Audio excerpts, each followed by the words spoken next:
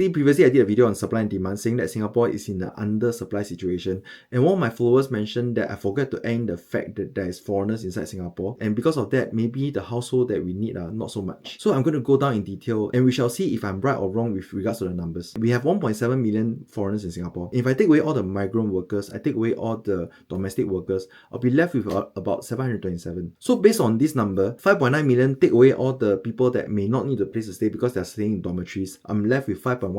So 5.172 divided by 3.1, I'm left with 1.6 plus. We only have 1.5 million household dwellings, so we are still lacking in terms of the number of houses we actually need. Let's go into more detail. Singapore has a home ownership rate of 90%, which means 10% is being rented out. So 10% rented out is 150,000, and 150,000, if I take the people that actually needs a place to stay, which is 727,000, divided by 150,000, per household size on average is about 4.5. Foreigners, 4.5 is about there, because there are people that come in pairs, there are people who bring their family along as a foreigner community that stay in Singapore. So based on this, right, we have undersupply situation. Tell me if I'm right or wrong. And there's one more point to take note. Singapore has a vacancy rate for the private property at 0.68, which is very low compared to previous few months. In fact, one of the lowest in the world.